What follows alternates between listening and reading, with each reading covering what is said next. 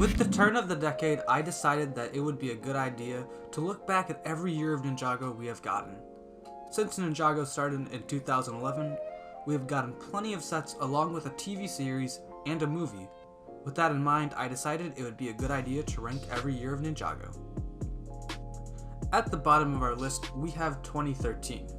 Now, 2013 is the smallest wave of Ninjago set-wise. The year had a total of 6 sets come out, and it didn't even have a summer wave. It's also possible to argue that none of the sets from this wave are standouts, especially the Temple of Light, which had good potential, but due to the low price tag never really reached its full potential. The season that we got for 2013 is also widely considered one of the worst seasons, as almost all of the first half has absolutely no impact on the main plot. Luckily, the second half of the season was very solid, and has quite a few memorable scenes. However, because of a small amount of sets, the lack of great sets, and the first half of the TV season being basically pointless, this year ranks at the bottom of our list. Moving on, the next year on our list is 2014. Now first off, it's entirely possible to argue that this wave actually only has 2 sets, since the first wave, while scheduled to be released in 2014, was actually pushed up to December 1st. However, since I know so many of you would argue that these sets are not 2013 sets, I'll leave them as 2014 sets. Anyways, this year was also very weak for Ninjago set-wise. 7 sets in the winter and a measly 2 sets in the summer. In fact, it was so bad they advertised the store-exclusive Destructoid with the summer sets. This year also had the shortest Ninjago season with only 8 episodes. However, this year did have more memorable sets, and the season in general was better than what we received in 2013, which is why we have it ranked at 8 on our list. Next up on our list, we have the year that started it all, 2011. Now, while I'm sure some of you are very nostalgic for this year, it's important to take our nostalgic glasses off and look at this wave. What you'll get is a solid lineup of sets with some iconic sets like the Fire Temple and Garmadon's Dark Fortress. Not to forget the 4 elemental dragons. However, what really hurts 2011 is the lack of a TV season. At the time, Ninjago really only had a 1-hour special, which while was good, isn't a lot, especially for a year. And yes, I am aware of those little episodes, webisodes I guess, they had, but those don't really make a difference. Overall, 2011 had a solid lineup of sets, but with the lack of a TV series, it is unable to compete with the upcoming years. Following 2011, we have the most recent year of Ninjago, 2019. Now, 2019 is definitely a mixed bag when it comes to the sets. The winter wave of legacy sets are extremely good, bringing back old sets but modernized.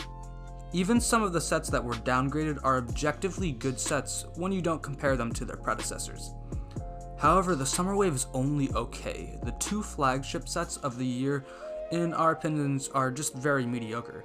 That being said, the Titan Mech is one of the best sets of the year. However, what really hurts this year are the seasons we got. Technically, March of the Oni is Season 10, and while I think we can all agree that it was just okay, it felt rushed and well, there's a lot of parts that just aren't great. However, the next season ended up being just as bad. The Fire Chapter from Season 11 is, well, absolutely terrible, and while the Ice Chapter is decent, some of the episodes are extremely bad, and there are a few missed opportunities. Overall, this year has some great sets, but has a weak seasons for the TV show, which drags it down on the list. Right in the middle of our list, we have 2016. Now, I do have to say that Skybound is very good.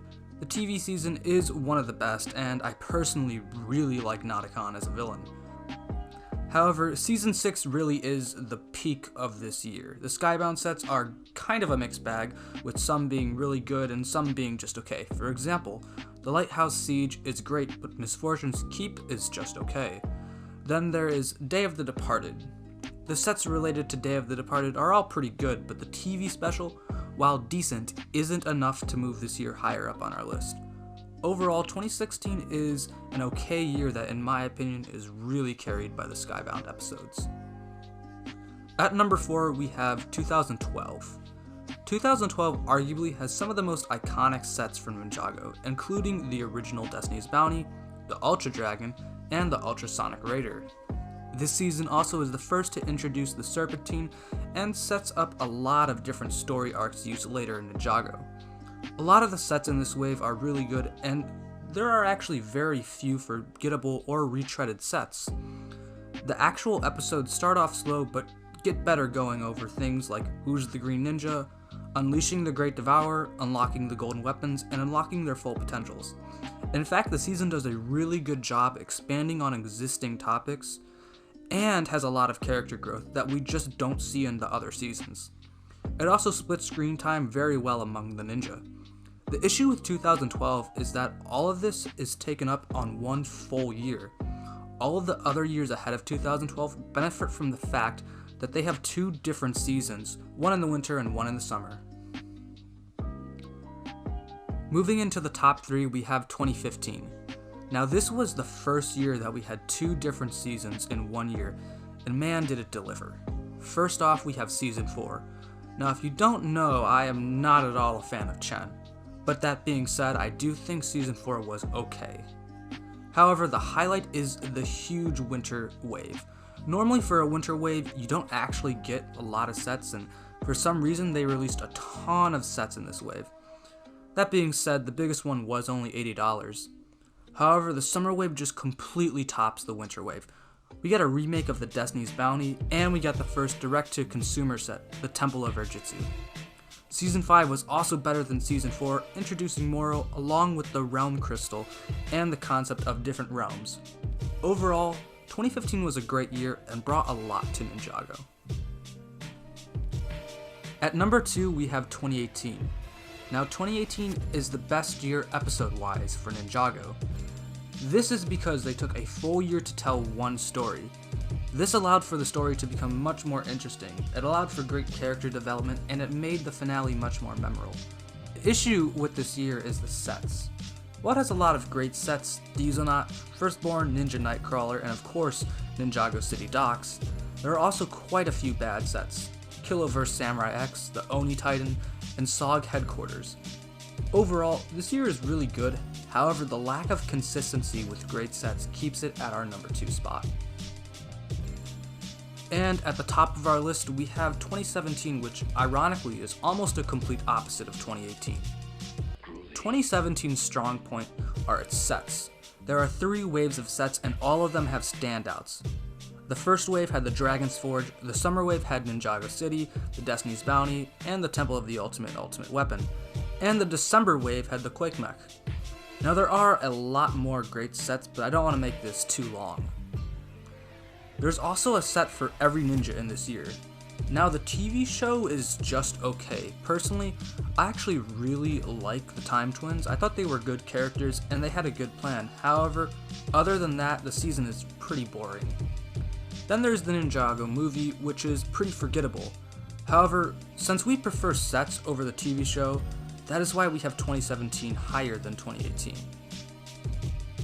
I hope you all enjoyed our ranking of every year of Ninjago. Of course, feel free to leave your own list in the comments section below, and until next time, this is Hfmasters saying goodbye.